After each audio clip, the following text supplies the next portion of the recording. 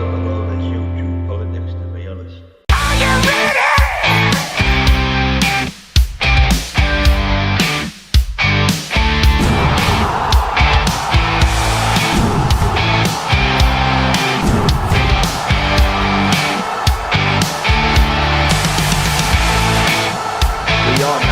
We're back.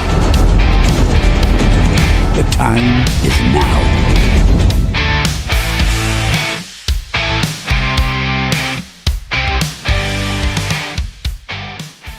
You are listening to NUFC Talk Radio, the voice of the Toon Army. Live daily on the website, on YouTube, and on every online radio directory. NUFC Talk, the voice of the Toon Army.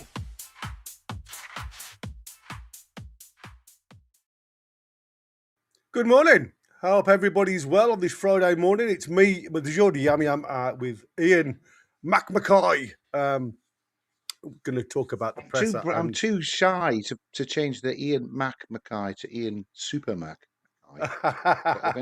when Derek can call himself Win after Win Davis, I'm considering changing up to Super Mac. Yeah, would the listeners and watchers forgive me for calling myself Super Mac? Who is the greatest? I certainly wouldn't. It was he was the reason why I went to my first Newcastle game against Liverpool in '71. Yeah, he was he was my grandfather's favourite. He just, I don't know what it was. He just got such a love and a fondness for him. And like I say, even though he was from the Midlands, he used to travel every weekend up to visit family up in the northeast in Monk Seaton. And like I say, one of those travels where my mum, I come a little bit early. So I was born at home on my auntie's couch with a midwife at hand. So like I say, I am, like I say, a yam yam, but my allegiance is always to the northeast. That's where my love is. Warm welcome to everybody that's watching. Like I say, for those that don't know where we are now, we can't,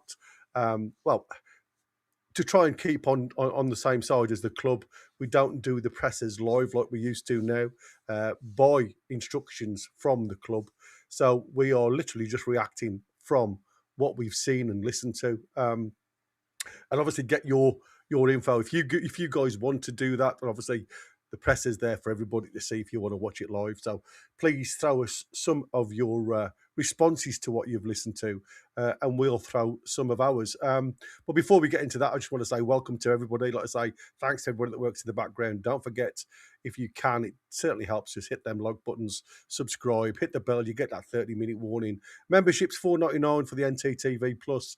That gets you all behind the scenes. And obviously, if you've got a question, throw it, a queue in front of it. Ain't guaranteed. So if you want to guarantee it, then throw us the super chat, because that will guarantee that message read out.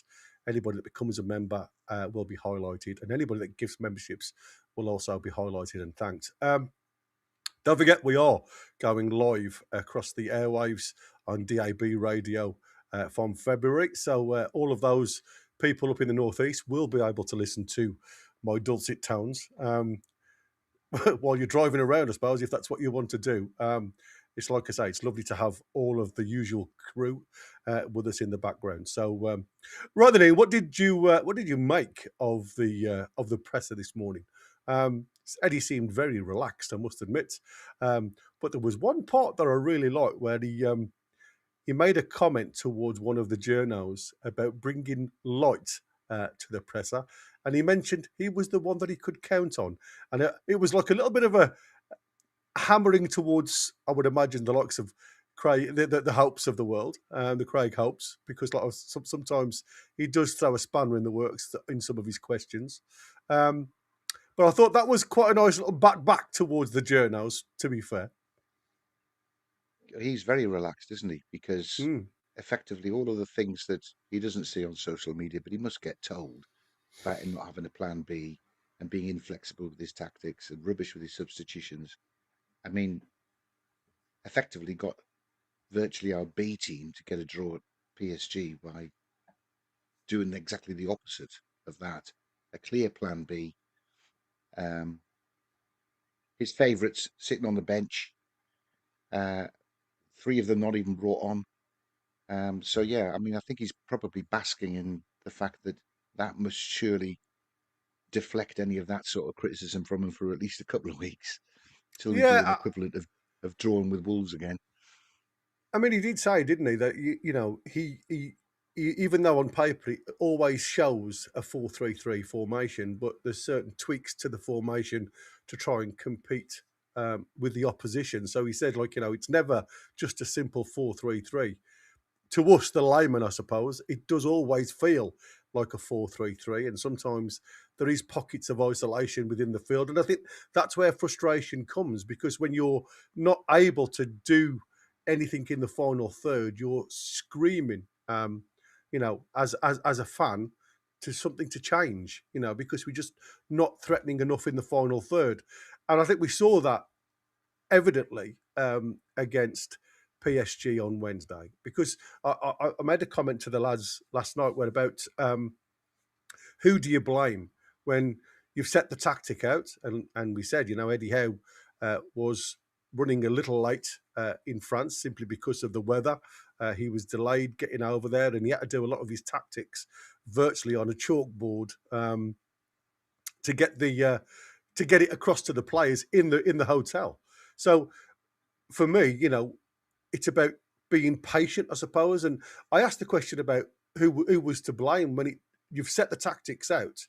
But as we saw in the first 20, 25 minutes against PSG, those tactics didn't quite hit home.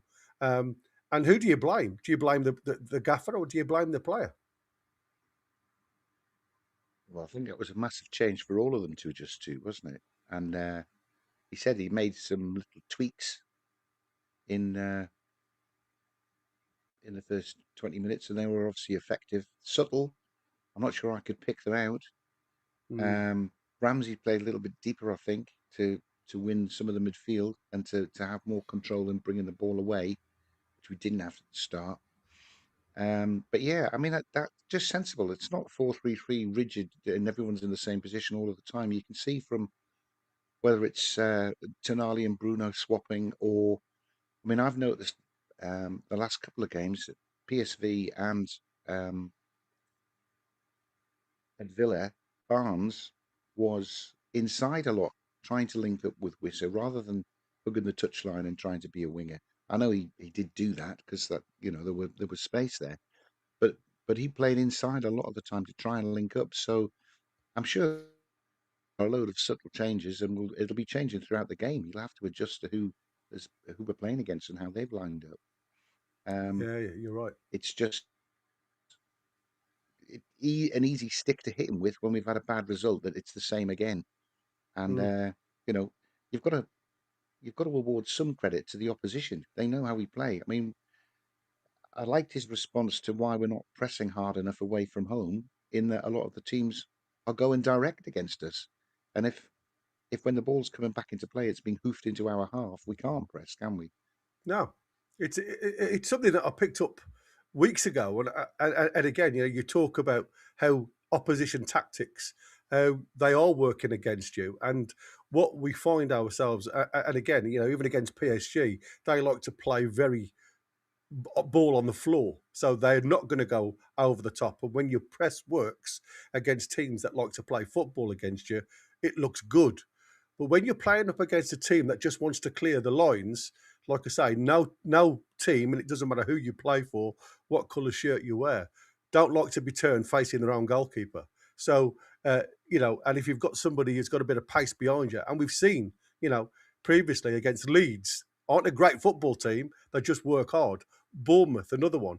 Any ball pumped over the top where we're on that press or the half press, we are literally opening ourselves up to a 2v2, 3v3 situation at times because of the direct runs. So it is something that we need to be aware of. He did mention, like I said, about getting into the playoffs, and he was asked a question about, obviously, who we prefer to face because of the journeys. And the one thing that made me laugh, if I'm honest with you, when you think, because he did say we've been quite lucky with some of the travel time, if you like. But then afterwards, he turned around and said, we have to be aware of the effect of travelling to Paris on Wednesday and back will have on the players. So he's allowed them to sleep in today. And I'm thinking, crikey, it's only like an hour and a half and you're there. I mean, it takes me longer to drive to bloody Newcastle for a match. Yeah, yeah. I know well. I mean, I think that particular trip to Paris was extended, wasn't it? Because they sat in the plane for 3 hours before they took off. Yeah, that's right. But when Gordon was speaking before the match, he sort of brushed that aside. He said, "Well, we're sitting on a comfortable plane, you know. Mm. They're That's sitting what I and said. I mean, relaxed, they've got all the basically." comforts. It's not as if it's a tight, you know, jumbo jet type of situation where you're all boxed in and you've got no leg No, room or anything else. These guys travel in luxury these it's days not on these Ryanair. private jets. It's not It Ryanair where you've got certainly to ain't, try and mate. arrange No, your buttocks front and back rather than side by side just to get into the absolutely, seat. yeah, absolutely. Yeah, so he was quite honest and said, it doesn't matter who he plays, and like I say, keep on board those that are watching, because straight after today at 11 o'clock, we will have the American mag with the mighty win doing the draw for the next tie. So whether that be a distance away or whether it'll be obviously south of France, but only time will tell. I'm sure Eddie would prefer the south of France when it comes to it, but like he said, he did say it doesn't matter. He's happy and he's excited, whoever he gets in that knockout stage. So I think that's a good plus. He obviously then talked about preparing for Liverpool, and he said the players are reported a bit later back. As I've said, he just wanted to give them an extra couple of hours kip, which was much needed. And he was pleased with the performance. He was asked whether he was going to have a similar type of system against Liverpool, and he says only time will tell. Yeah, and He's not going to say, obviously, is he? yeah, exactly. And I think, again, you've just mentioned there, why is he holding certain players back? Because that's a big thing for me. You've got the likes of Alanga, and I can't remember who was in the chat now that said it didn't matter whether we drew or lost 6-0. The position wouldn't have changed. So why didn't he give Alanga that last 15 minutes or so? Just one, to get some match sharpness in.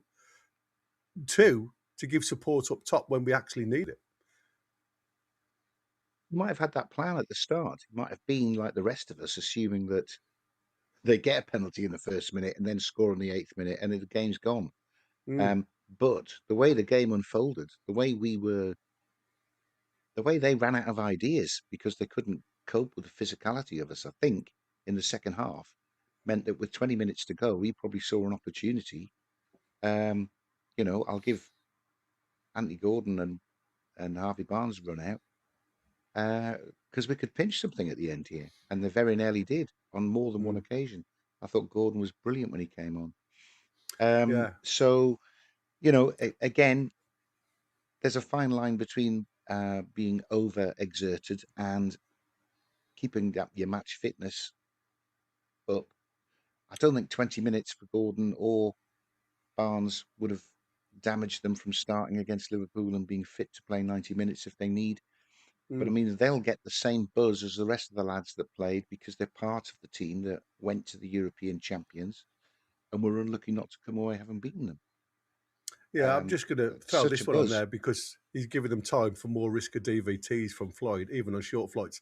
That's okay if you're not mobile. I agree with that. But these lads, even if you're not playing, post-match, they will have still done the hard yards with the coaches, those that were present on the bench anyway, just to deviate from that. So DVTs with sportsmen these days, you very, like I say, unless you're very unlucky, you don't hear of because of the way they're obviously massaged by the physios pre and post match.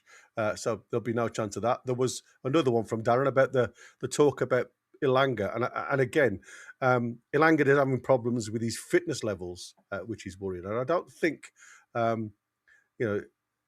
don't think that they think about it as him being unfit. I think he's probably overtrained. And I say that in the nicest possible way because having watched him pre-season, it was very exciting to watch doing a lot of his work. But he was working to be towards an athletic track rather than a footballer. Everything was pulled against resistance. So you just literally building muscle tissue on top of muscle tissue. And from what I've seen this season compared to last season, he's bulked out massively. And that can, unfortunately, have a counter effect on your performance levels, because you're no longer that player that addresses the ball in a controlled manner. It's like, you're bouncing a wall the ball off a wall at times. It's just ricocheting from you. And I think that is his problem. I think he's tried to get himself into so much shape to be, on fire at Newcastle. That was a big move for him in his mindset. He's coming to a bigger club than where he was. And I think he wanted to perform. And unfortunately, I think it's had a negative effect. I think it's harsh to criticise him, certainly not for his fitness. I think with Elanga, it's a confidence thing, isn't it? He has disappointed on numerous occasions. He's played well on other occasions in previous Champions League matches. His cameos recently we've picked out as actually looking very promising. He's put a few good crosses in. Not that there's a centre forward fast enough to get on the end of them, or tall enough to get on the end of them, other than Will Asula for later in the season. But we'll see how that plays out. So I just think he needs, like Eddie said, he needs the love, which he's got. Fans have been quite supportive in the ground, but he needs a run of games. I thought, without him being a hero in the way Dan Burn was or Joe Willett was, I thought he ran hard and kept going in a very thankless task, particularly in the first half. Him and Voltemada put a lot of effort and work in without ever getting anywhere near the ball. But I mean, he was involved in as we came into the game. I think that's what he needs. He needs to start, and he needs to play an hour a couple of times. And let's face it, he needs a goal. That'll help settle things down as well. Yeah, but I hear what you're saying about him. Too athletic as well. If he's bulked up, then that can be counterproductive for sure. Yeah, absolutely. And like I say, he's probably going down the unfortunately the Wilson route and the J7 that you're starting to see now. Very muscular, and unfortunately, when you've got that muscular bound body, you are more prone to having hamstrings. I mean, you've got to look at Bruno. The amount of work that Bruno puts in that midfield, box to box, never pulls up with a hamstring because he's not that. He's not built in an athletic way. He's just a footballer. Where these other bods seem to want to look the part as well as be a footballer, and that can be counterproductive. And Darren did put something in. Is that similar thing to what Mudryk has got involved? Again, I don't know with Mudryk. If I'm honest with you, I just didn't think Mudryk was a very good signing at the best. He's a very top tail, and again, he's banned from taking something, a substance of some description. So again, you've got to ask yourself: is that a performance-enhancing drug? Obviously is. So yes, and that's something that you've got to be careful of also getting involved with. Somebody else threw a question at us. I think it was Geordie Dan. There you go. Who would you guys prefer in the two teams in the draw? And I think Eddie answered the question. I think it's got to be pleasing for us to be in this part or be involved in this part of the Champions League now. And when you look at the amount of money, but teams above us that are finished in that top 8 have got in front of us, you can understand why and where we finished. Having again, we talk about the group of death 2 years ago. This was still a hard 8 games that we've played in the Champions League. It's been the 5th hardest run of games out of the whole competition. And the other thing for me is, look at the money that PSG have paid out for their team, and they finished literally just above us on goal, on goal difference. So we watched that 3-0 against. We watched the 3-0 against PSV. Yeah, waiting for the 4th goal to go in. If that 4th goal had gone in, we would have finished ahead of them, wouldn't we? We would, but like I say, it wouldn't really have mattered. We'd still be in that same group of teams, So that's what I'm saying. It wouldn't have made any point. And I understood what the lads were saying in that. Why not go out there? And that's what I said. You've got a Sula on the bench.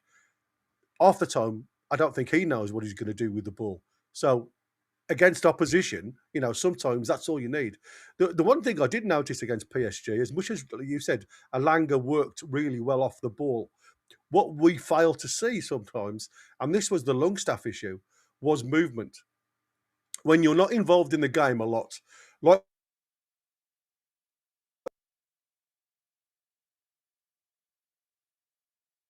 can you see me again? I don't know what happened there. I just literally Yeah, you went disappeared. quiet for a moment or two, but you're back now. Yeah, again, I don't know what's happening with my Wi-Fi. I had problems yesterday linking up, and my Wi-Fi locally, being in a village, drops in and out, and I pay an absolute blooming fortune to try and get the best I can. But anyway, apologies for me going. And I think Dan Burn got man of the match, and against the likes of PSG, and it'll be the same against Liverpool. I would suggest the Man Cities where they retain the ball. It's the back line and the midfield that will always be in view. So what you then get from your forward line, hopefully sometimes, which didn't really quite work with Voltemada in that first umpteen minutes that he played before he got subbed, was his retention of the ball. I think sometimes, again, what his role was hold on to that ball. But it was the physicality of PSG that shocked me. It was the speed of PSG. Even when Alanga got behind them, they still had the pace to get and support each other. And that really did surprise me. But again, average age of 24, all athletic, much younger squad than we've got. You're right, when Anthony Gordon come on down the left-hand side against Marquinhos, he did cause a lot of trouble. And like I say, a little bit more lady luck, I suppose, and we should have beaten them.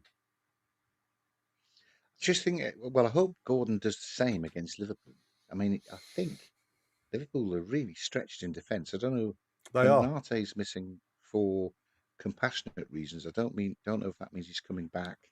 Personal reasons they've but got if it he's down for, not, Gomez is injured. They'll be playing with an attacking midfielder at right back. I mean, surely Gordon can have a proper go at him. Yeah, Frimpong is out as well, isn't he? So, Ian's lost his connection now. You've lost the connection again. I don't know what's happening. It could be something to do with Evie Mux. I don't know, but it's obviously not. Something's not right. The gremlins are at work. I think, yeah, you're right. I think, like I say, Frimpong's missing.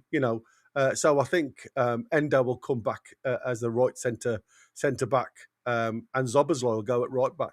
So there is an opportunity to really have a go at them on that left-hand side. And the only thing that worries me, though, is, as we've seen previously with Anthony Gordon, because it's a team that he supported growing up, he seems to have the Dan Burn bounce when he plays against them.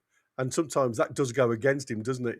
He has that 5% extra afterburners on, leaves his foot in a little bit more with the intention to try and put himself in the shop window, if you like, against them. Well, fingers crossed we can get that. But I mean, I don't know. Bruno's got another late test, hasn't he? But yeah, Howe's already talking about how he doesn't want to risk him because we've got so many other big games to come, and we have.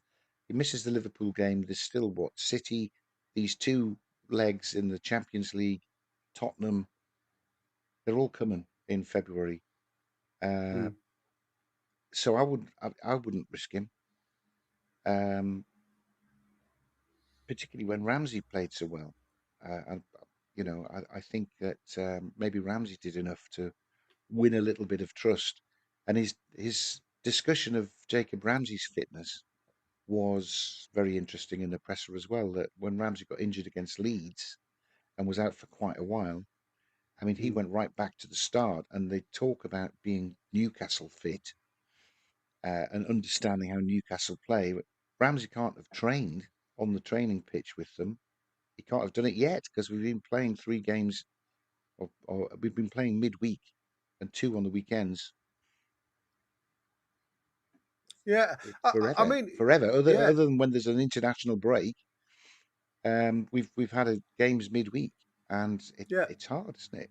Well, that's what he said, isn't it? He said, the biggest problem with the lads at the moment trying to fit into the system is the fact that where previously when we brought players in, they've been given a week preparation for that next game. So they're more involved, they're more used to what Eddie Howe wants them, or the tactic that Eddie Howe is trying to put on the table. Now, because they're playing 3 times in 8 days, the time that they have on the training ground is limited now. So they're not having those minutes to be up to match speed, if you like. And I don't mean match speed as in the game in front of them. We've seen they can produce that. Sometimes they do look like rabbit in headlights on the tactical side of things. They're just not getting to grips with it. But I think, like I say, you have to praise and give credit where credit's due. And I thought they handled PSG extremely well after the first 25 minutes. And again, you look at what Ramsey's contribution. Willock, for me, looked like Willock of old. Why can't he produce that on a regular basis? And again, that can only be a mental thing. It can't be a capacity thing, because you can see it there. He's got the ability to do it. So it has to be the way he approaches the game that keeps him from doing that week in, week out. Look, Michael's got an interesting take on Willock, because, and he's right, when you look back, whenever Willock starts for us, he plays well. Yeah. Coming off the bench, he's ineffective, totally ineffective. Because it's the mental approach to the game. Thing. That might be a mental approach to the thing. game. Yeah. And again, if he doesn't feel as though he's worthy of a start, some players, and this is what I said, some players do turn up to games, especially on a Friday when the team's going to be picked to get them mentally prepared, like for tomorrow. If you know you're always going to be on the bench, how do you feel? You know what I mean? And are you going to be the same? Are you going to have the same production from coming off the bench? We've seen players like Anthony Gordon yesterday, again on Wednesday, was great because he did produce something off the bench. But he's another one who's a very much a mental player. If he's on the bench, you often don't get a change. You don't get that effectiveness of him as you did on Wednesday. Elanga is Elanga. Elanga does what Elanga does for us, which again, it's all effort, and you can see what he's trying to do. But unfortunately, like I say, it just isn't quite coming off. The other one, if you notice, I think that's why he needs starts though, because he's trying really hard. And when he's on the bench and he comes on with 20 minutes to go, he's trying even harder because he knows he hasn't got much time to show anything. Yeah. And this is why everything looks a bit tentative and a bit chaotic. Yeah, you're right. He's not that sort of player. I mean, he doesn't have a super complex game. He's all pace. Yeah, in his head, he's not sure that he can use his pace. I mean, for me, the one thing that I've noticed is whoever's on the bench, there's not many that can come on the field of play and change it.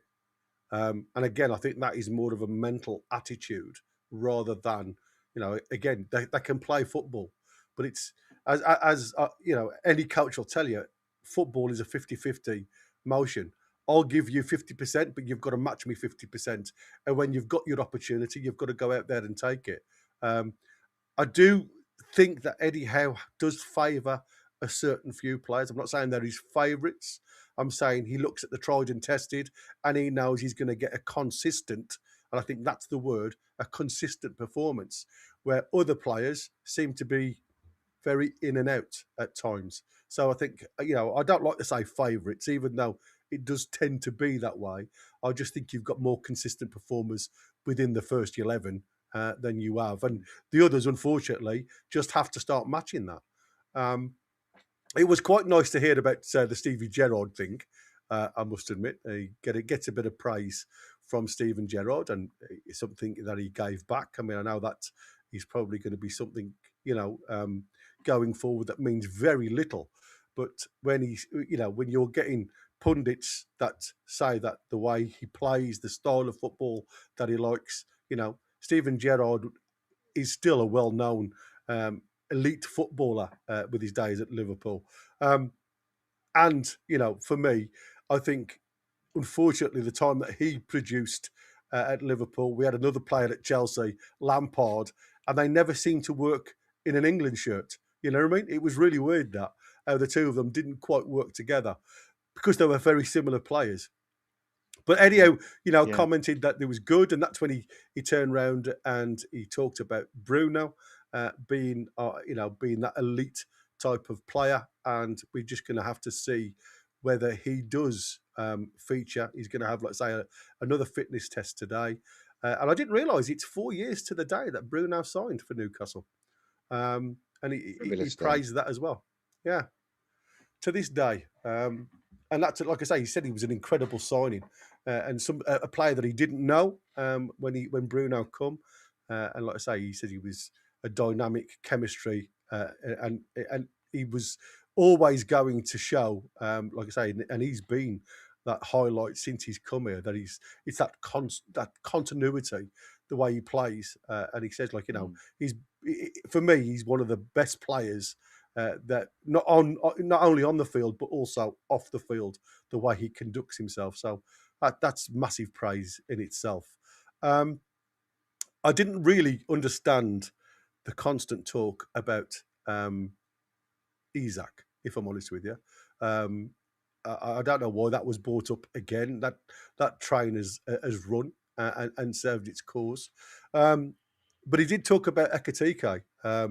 Because, like I say, I don't know whether he'd seen or heard any of the social media stuff, what Ekitike put out there about him turning Newcastle down to go to Liverpool. And he said he's a player I admire, hence I've been after him for 2 years. I think Newcastle would have been a different animal, Ian, with the likes of Ekitike up top. Yeah, Ekitike, I was nonplussed when he didn't come and Liverpool got him. I think we were outmaneuvered there. I think if someone had bit the bullet and said Isak's going to go because he's on strike, so let Liverpool have Isak, we'll get the money. We can have Ekitike and another 40 or 50 million to spend on somebody else. It's only when I've watched him play for Liverpool that I've realised what an error that was. Fantastic if he'd come in at number 9. I think he's better than Isak, personally. He's just a young guy. Yeah. And Howe, they've picked him up from a youngster, so they've watched his development. They know how good he is. So yeah, we missed that train. But I understand why. I understand why he's thinking about it, because what was sold to us all the way through the summer was we're not going to let Isak go. He's got 3 years on his contract. Hoping that we can patch things up and he'll come back into the fold. So all that pre-season training, I guess, is geared towards doing what he did in the previous 2 years, which is to service Isak to score his 20-odd goals a season. And then he's not there. And we've got 2 strikers who play very differently to Isak and no training time to revise how we're going to attack. This is why I think it's taken them longer to adjust, because they're being coached it on videos and boards and sitting down in the hotel, but they've got to live it. They've got to play it to then have afterwards go, that was what I was talking about. That was an example of what I was talking about. And it's a much longer way for them to learn what's expected of them. So, I mean, if that's true, we should see a continued improvement in these players who've had no training pitch time, really, came in late in the summer. We should see continued improvement from them as their fitness grows, etc., etc. I don't know. Yeah, clinging on to stuff, hoping that we. I liked his. You told us that January was going to be a defining month for us, and it's the 31st of January tomorrow. It is. What do you say to that? He says, "Well, I think February is also going to be a season-defining month for us as well." Yeah, it's quality because we've done okay. Apparently, we're top of the form table in the Premier League. Yeah, since November. Well, since the internationals. Yeah, since the internationals. And that's what I said. Even though we haven't been firing on all cylinders in the Premier League, it just proves that there is a shift within the Premier League, even though, again, you look at the eye test and it just doesn't, it still feels a little bit lost at times. And that's why I question, are you leaving something in the locker and just doing enough to get results rather than giving it 100% week in, week out? Now, whether that's got something to do with injuries, and again, are these players being held back for not giving minutes. You know, I talk about you talk about Alanga. I mean, obviously we've got hamstring issues with Tino and Murphy, who again it seems to be a repetitive injury with Murphy at this present moment in time. So holding him back, I understand that, and getting him training minutes when and as and when they can. As you just said, he keeps on saying he repeats himself on a weekly basis in the presses about how much harder it is for the new players to transition. But it's also hard for players coming back from injury because a lot of the time you are training on your own and you do feel a little bit of how much effort do you put in? Well, Isak is the greatest one to see from that because you saw how lax Isak was during his performance at Liverpool before he got his injury. It was a non-existent. When you're training on your own, unless you've got somebody that's really pushing you, or players that you can run against, that you can match yourself to your recovery time, it's sometimes very difficult. You're just talking back to physios and analysts and coaches that just tell you where you are rather than knowing where you are competing against others. So again, that's another thing. But he does go on to say, which was I thought was probably telling about J7 flew out to Barcelona to have an injection in his groin, and again he's going to have another scan to see where we are, but he doesn't think it was as bad as first thought. Then he gives us an update on Tino Livramento's injury, who's expected to have another scan today. But he did mention he's going to be out for another 5 to 6 weeks. So we probably won't even see him until March, the middle of March, if that's the go on. For me, it's imperative that we get another fullback in, and I still can't understand why we don't just dip into the loan market and see what's out there, even if the wages are extortionate at the clubs. There's got to be some way that they can talk and make a deal between the two clubs for players to come in. Well, he said he's got cover, hasn't he? But he doesn't play the cover. He's got Murphy for left back. He's got Sahar for right back. Neither of which have got any Premier League minutes, I don't think, this year. No. Murphy's trained with the first team for 18 months. I mean, he must be Newcastle fit. He must know all of the training lines and how we're meant to play. I think if you bring a lone player in, he's starting cold. He's starting cold. It's Thursday afternoon, Friday morning. Somebody signs before lunchtime. He's in for Liverpool. But, I mean, he won't even have met his teammates. He'll be trying to catch up with what he's supposed to do on the coach on the way down there. Yeah, you're right. I think the two young lads, if you're looking for saving 15 minutes off every game that Hall plays, I think Murphy comes on for the last 15, 20 minutes, maybe earlier if we've gone ahead and we look comfortable. So there is somebody who can step in there. Thanks, Dino, for music for the £2. You've got. He says, "Do you guys have a contact email?" It was you that went then. Yeah, it's. Have I gone again? My sound has disappeared again. It drives me insane. Can you hear me, Ian? I can hear you now. Yeah, you did disappear for 2 or 3 seconds. I don't know why my audio is all over the shop at this present moment in time. There's certainly something happening. Can you guys hear me? Oh yeah, Tracy's saying you can hear. But like I say, that's good. Like I say, I don't know what's happening with my mic at the moment. Something's not happy. Yeah, but thanks, Dino. Like I say, all the information's at the bottom there. If you want to get in touch with us, that'll be fantastic. Like I say, if you've got something to give, something to offer, we are looking, like I say, to broaden our horizons. Because, like I say, when we are on radio, if you've got a face for radio like I have, you'll be more than welcome. But like I say, let's get back. Apparently, I've got a face of a bouncer now. Somebody on last night sent a message through saying that last week I looked like a cuddly grandpa, but now I've had a shave and a haircut, I look like a bouncer. Thanks. Right. I'll have to take my glasses off if I'm going to take that up. That's lovely. Yeah. So he's, like I say, we're talking with Tino to be out a while longer. And again, J7 having this cortisone injection into his groin, you're probably talking 2 or 3 weeks from that. He did go on. We've mentioned the system of play and things like that. So there wasn't a great deal to talk about regarding that.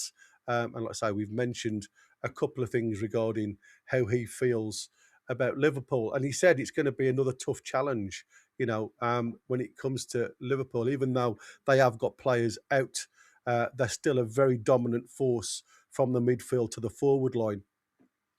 And to me, when you look at where we are, we're the opposite way around. We seem to be very dominant at the back and our midfield, but a little bit less up top. Are we going to? Is this a game where we are literally just going to block each other out? You know what I mean? Have we got enough up top to go against them? And I'm sure it'll be, a bit of pace because, like you said, they are struggling at the back, and they're not the youngest bunch at the back there. So that to me, pace is where you need to be because they'll try and push on at Anfield because the crowd will want that. So it will be a case of now Eddie Howe sitting, looking at all the metrics, looking at what he's got, and then trying to go from there. Well, I think it's crying out for a PSG type performance with 3 at the back again. I mean, once they've played it, they hopefully don't need the 20 minutes to adjust to it that they had at the start of the match against PSG. That makes them look much more secure. And Liverpool's forward line, Salah down one side, etc. Ekitike maybe coming in the left or centre forward. They're dangerous. They're very dangerous. So I would quite like 3 at the back personally. But we need some big performances from from Tonali and from Ramsey. Yeah, I've lost you again, Ian. I don't know. Ian's again. I don't know what's happening with EV Mux this morning. It seems to be terrible.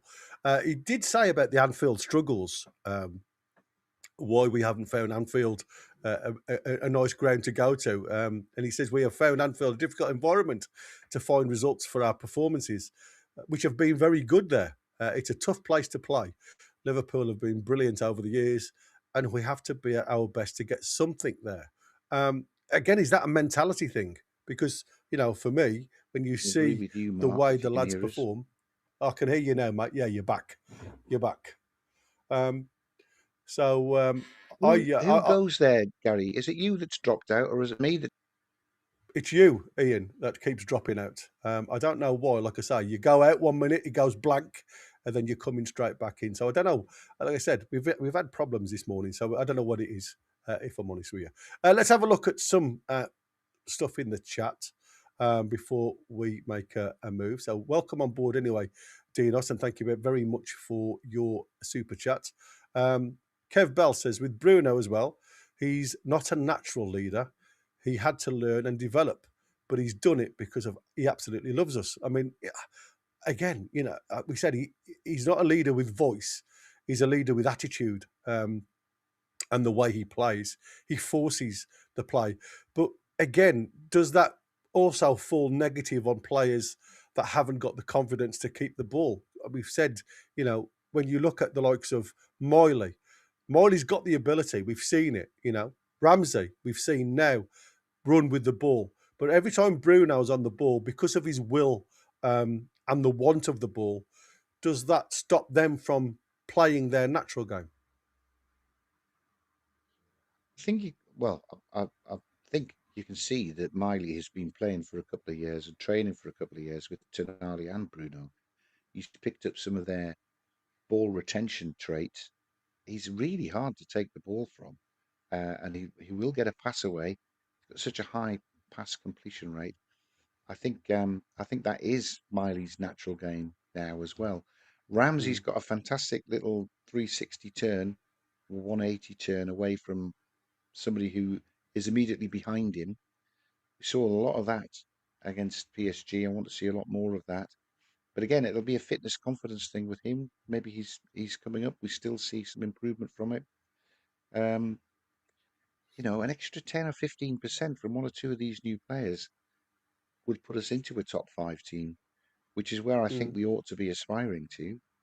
And at the minute we're in 8th, but Yeah, I exactly. don't know. It's hard to Slapping. come to February and think a team's not match fit yet.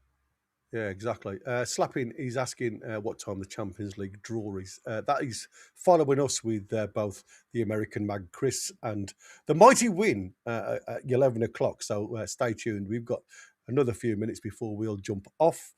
So I'm going to try and have a look at as many as I can with you guys. There you go. You're doing the Champions League draw in 10 minutes. Yeah, we are. But not me and Ian. It'll We got be. we Go got on. asked, by the way, Gary, who we would prefer to draw, and I don't care personally. I'm not No. going to try and travel to either of them. But what a more interesting part of the draw is if we get through, which we should get through, who we play in the round of 16, because it could be Chelsea, which I quite fancy, or it could be Barcelona, which might be our last Champions League game. I mean, I don't know. They could turn up and play like they did against PSG, and they could have a Tino Asprilla type night at St James's Park, and we could get Mm. past Barcelona. But I think I'd rather have Chelsea, and I think that's the most interesting part of this draw that's coming Of up to this see where draw, we'll go absolutely. in round of 16.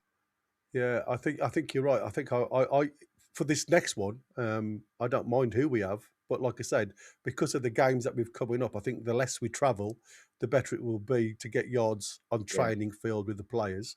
So that's an advantage. But again, nothing bothers me. And when you go into the next lot, Chelsea would be the favourable one out of all of them. Paul is saying about well, I'd Hall getting injured, the amount of games yeah. he's playing. Well, you've also got to look at Malik Chow since he's actually got involved in the first team. The lad really hasn't been, dropped apart from because of that poor performance where everything just went against him. Bless him. I It think it is was what it a is. twin brother. I think it was Yeah, his twin brother that turned up for that Leeds, turned up not that him. day. Yeah, exactly. Yeah, Uh, 31 consecutive starts, they said in the presser, didn't they? They did, yeah. And like Excellent I say, he rotation. has been. If you looked at him as well at PSG, he wasn't a lad who just sat at the halfway line either. He was pressing down that right hand Yeah, side to support Miley, bless him. So they were doubling up as much as they possibly could. Um, yeah, but Kev Bell says, I'm nearly 42. We haven't won at Anfield since I was 10. Bless him. Yeah, it's been a long time. It's one of them games like the Amex, the Anfield for us. We just don't seem to want to play there. It's really crazy, really. 1993 was the last win at Anfield. That is incredible. The thing is, Dan Burn is such a brilliant leader and powerful in both boxes. Always seems to perform well against Liverpool. And DX goes on to say, do you think, both Ian and Gary, how high up the pound for pound PIF signings would you rate 11 million Dan Burn? Top ahead of Bruno and Trips for me. When you look at what we've spent for two centre halves, Shaw, 3 million, Dan Burn, 11 million, and still you get more than a note out of them, when it comes to it. There's a bit more competition, obviously, for Shaw now with Chow being in the side. But I think that's fantastic business. But are you seeing what I always question when you talk about the Geordie bounce, being a local lad? Do you get him playing more with his heart than he does with his head at times, and that's why you get that leader quality. I've watched him at Brighton in his early days. He certainly didn't give this level of commitment to the cause. Played well, but here he seems to throw absolute. Well, he throws his lungs as well as his rib cage into it at times. yeah. But you know what I mean. He does seem to I play with think that extra 5%. Howe has coached a Brighton reserve centre half, which he was. Let's be Which he honest. He was, only yeah. got to play centre half when they played three at the back, 3 back, yeah. because he did play full back for them. But yeah, 11 million for a 28-year-old England international, which is what he's turned into. Yeah. I think Howe's developed him, certainly. I think he's got he's got that real warrior attitude because he's playing for the team that he loves. It helps that he's 6'7", so nobody can push him around.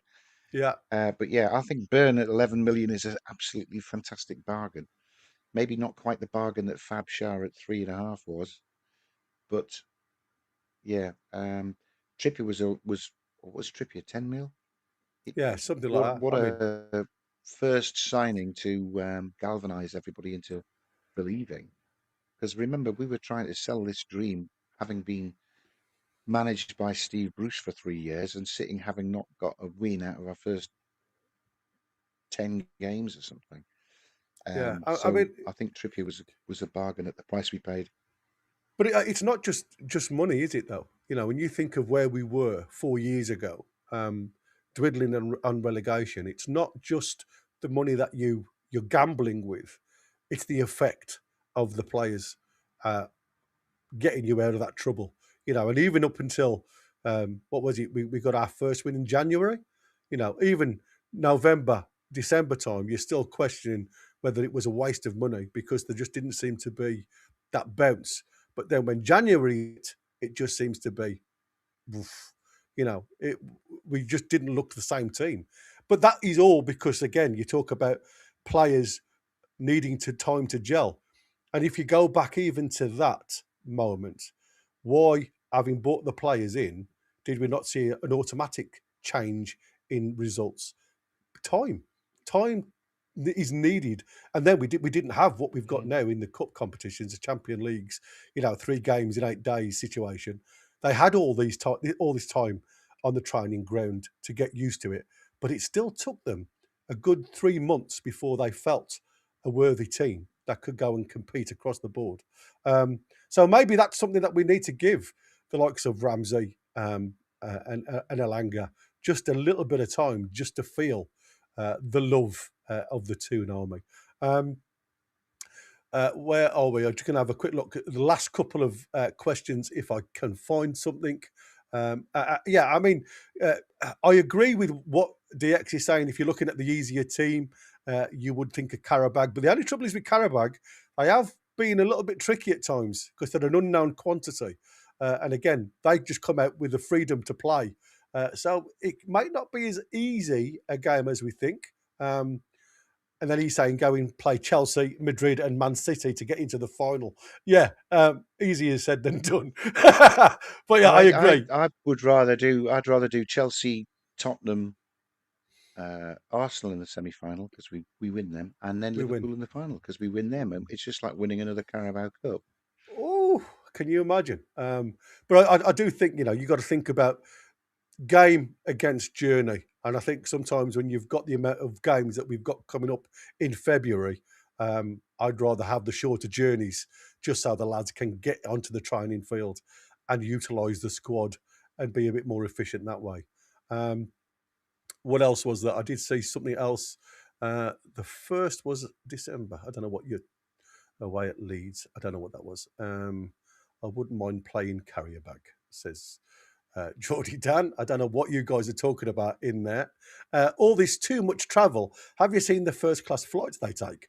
Like a flying hotel, man. It is, but you've still got the altitude issues and the way it affects your body. And I think you as a sports person, you haven't got time to get to normalise because you're off the jet. You're on the training ground. You're doing the hard yards there. So mentally and physically, your body's under a lot more stress because of the altitude side of things. And even though we talk about there's it doesn't affect the players on a shorter journey. It doesn't, and that's why I said I'd rather have Monaco because of the shorter journeys than go into Karabag because that is obviously a longer journey, Azerbaijan. So you've got to work it out. But altitude does affect your body, and it doesn't matter whether you're up there for an hour or 4 hours. You've still got to get back to normal once you come back down. And like I say, it affects sports people more than it does the normal but person, because when you go on holiday or anything like that, you're not actually doing the physical journey. You are literally just doing the tour to the hotel and sat by the pool with your drink and your smokes if you smoke.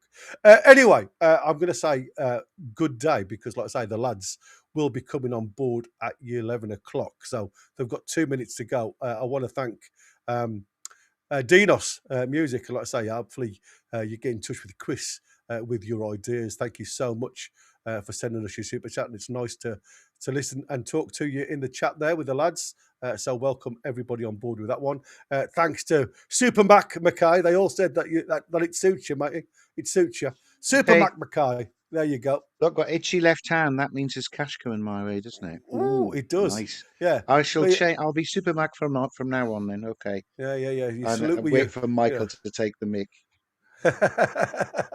Right then. I always just say, is it right to receive, left leave, wasn't it? That was your left hand you've just put up there.